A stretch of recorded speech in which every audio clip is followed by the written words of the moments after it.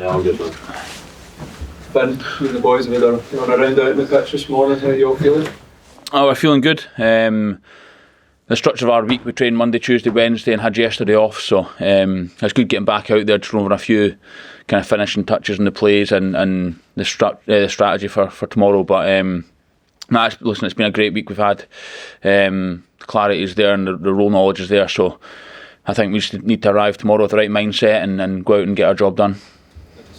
Nobody needs any reminding of how dangerous Italy are after Rome last year. You've played against them a lot over your career. Is this the strongest Italy side you think you'll face? Yeah, I believe it's the strongest that I've faced. I think the first game of the tournament is tough for everyone because you've not seen what's going to happen. You know, when you get further into the tournament, you get a feel for how teams are trying to play, and I think over the past few years, Italy have always had something different, something up their sleeves. So it's going to be interesting to see if they have something for tomorrow and how we adapt in that. But for me, it's the best, strongest Italian team that I've faced. Waiting a long time for Scotland to do something in the Six Nations. Always come in with a lot of optimism, and it's not quite happened. And you'll be desperate more than most, I'm sure, to make it happen. But what can you tell us? Why do you think this year could be different?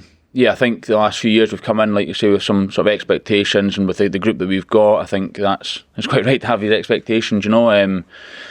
I think, like I said just a few minutes ago, that the clarity's been done this week. I think we've come in with a real good mindset this tournament, which is, in my opinion, has been different to the last few or any of the ones that I've been involved in, which is great to see. But I think we've got to focus on, now just getting tomorrow right. And depending on the outcome of tomorrow, we'll get back on Monday and we'll reassess where we are and go again. And that's been a point that we've kind of been trying to drive this week, of not looking at winning the tournament just yet. That's obviously the goal for every team in it. But there's a long way to go before you get that title, obviously. And we need to get the training right. Then we need to get each game right as it comes. And I think, if we're to win tomorrow and the media starts talking Scotland up, the expectations go up a little bit. We can't let that affect us. We've just got to control what we can and make sure that all the outside noise doesn't get into the camp, and we just focus on our job, and we stay grounded and stay true to what we're trying to achieve here. So it's Sione milling about with the players. I'm sure everyone would love to have him involved, but he's not. Stafford's the man with his 12 jersey. Do you pick up any sense from him that he's going to be out to prove a point, that all the noise and maybe a bit of panic amongst the fans that Sione's not there, that he's out to prove the point that there's a very good replacement there? Sione's a big loss for us, obviously, but Stafford's a great player. Him and Hugh play a lot, obviously, at Glasgow, so there's that connection straight away. Personally, I've not played that much with Stafford, but we've worked really well in training this week. But yeah, I think there is. I don't know if there's a point to prove, but there's a chance. I think he's been brilliant at Glasgow, and when he's had the chances with Scotland, he's been really good as well. So I think now with a tournament and Sione out for a while for the whole tournament, there's a space there to be taken. So I think he's got a chance, but I don't want him to put pressure on himself. He's just got to play his game, do what he does week in, week out for Glasgow, and what's got him to this point of his career. So you don't want anyone to get injured, obviously, but when these chances come up, I think you've got to go and take them.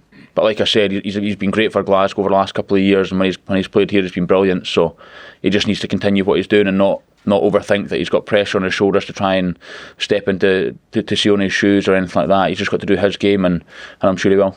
I think it was a bit to have Sione around the group. Obviously, he led them in the autumn and had a big impact there. Can you tell us about what it's like still having him around them? Yeah, he's been a couple of days this week, I think. So we've obviously got leaders meetings and captains meetings and whatnot. So he's kind of been in them, and he's a good guy, a great guy to have around as a leader, but also just a guy. So I think that helps. It's a bit of a hassle from coming through, probably, because he's coming from Glasgow just for a meeting to go back. So I feel sorry for him for that. But no, he's a great guy, and like I say, he's been in the meetings with us and chatting through what he's thinking, and he'd have been preparing for this tournament as a captain. So he's probably got a few messages there that he's looking to get across still. And it'll be interesting to get his input as the tournament goes on from the outside. He's still involved in the meetings, but he's on the outside of the group now, kind of training-wise and match-wise. So it'll be interesting to see what he's got to say, looking from the outside in, which will be good. And we've never really had a captain not playing that's been looking from the outside and still heavily involved. So that'll be something new, but I think it'll be good. You talked about that mindset that the guys are coming with. How much of Glasgow's title, but other guys going and winning stuff, Celtic flying at the top of the league at the moment, how much is that helped? Yeah, I think, well, if you look at the squad that we've got, like I say, Glasgow won it last year. Blair obviously won the double last year. At Bath we were close, but that's a lot of experience to take from. It's only one title and a couple for Blair, obviously, but you take a lot of experience from winning, and kind of what builds a winning team culture, and how does the mindset change through the week as the pressure comes on, or you get closer to the game. And I wouldn't say it's something that we've spoken about and made a conscious effort to change. I think it's just kind of happened naturally. Out the boys that are playing and in the squad this weekend, there's more than half of us that have been either in finals or won finals over the last year. So I think that's definitely changed. I think that's what's probably changed the mindset, and it's a great thing that's what's happening. I mean, in the past, it's kind of, you think what it's like to win. A lot of boys hadn't won anything, and now we've got half the team that's won stuff. So I think like I said, the mindset has changed, but in a really good way, in a positive way. So level, Finn, how happy are you with your own form when you play tournament? Oh yeah, I'm happy with how I'm playing. Like I was saying at Bath, we're sitting well at the top of the table there, playing some good rugby. Again, it's probably not as much flair and kind of as I've done when I was younger, but I think the game management's been really good. I've probably taken the line on a little bit more. I've actually scored a couple of tries this year, which I didn't do last year.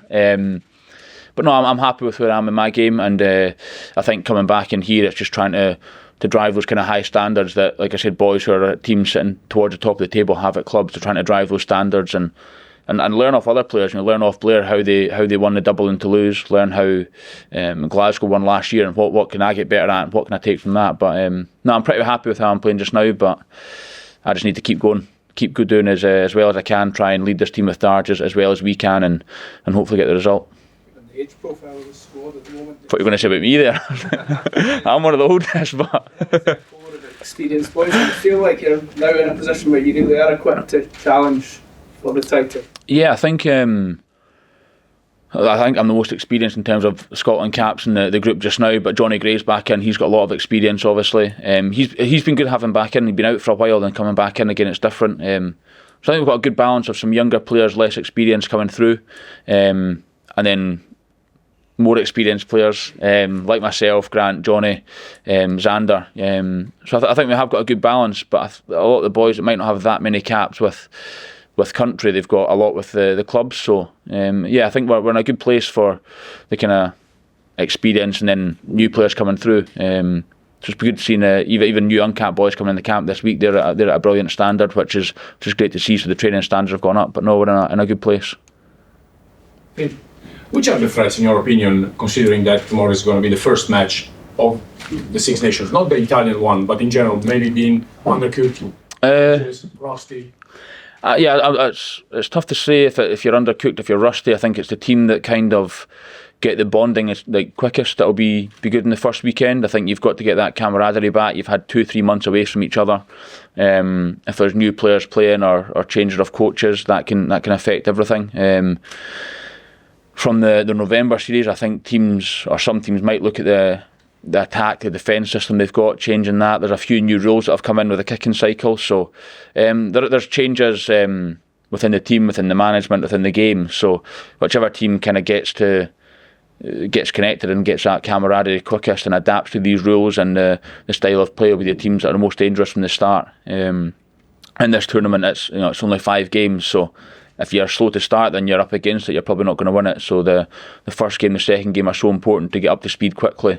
If you want to go on and win it. So I think there's with Italy, they've got some great players in there. And like I said before, I think they shocked England a few years ago when they stood off the ruck and they had different sort of ways around the game to shock teams. So there's things like that can come in that you have to adapt as you go. Last question for me. British and Irish Lions tour is still too far away, or you are starting thinking if you're playing well, is it too far away? It's close, but it's really far away. It's hard to describe this sort of period almost in terms of everyone's chatting about the Lions and all the players know what's coming up. But my opinion on it is that we've got to do our job each weekend and each training session, and it's out with my control who Andy Farrell picks, is out with anyone's control who he picks to be the squad for it. So the only thing that I'm kind of thinking about and focusing on is making sure that I try and drive this team as much as we can. We get our training done right, and we get our games right at the weekend, and then if I have good performances, that should lead to us hopefully getting the results. You know, if the team plays well and everyone individually plays well, then, like I say, it's out with our control for the Lions. But everyone knows it is coming up. But I don't want to try and put pressure on myself or other boys in the team that's what's ahead, and you don't want to put more pressure on yourself just because of that. So I think doing what you do to get to the situation we're in just now, and keeping on playing well week in, week out, and hopefully the team does well. That's all we can do. And on to written now.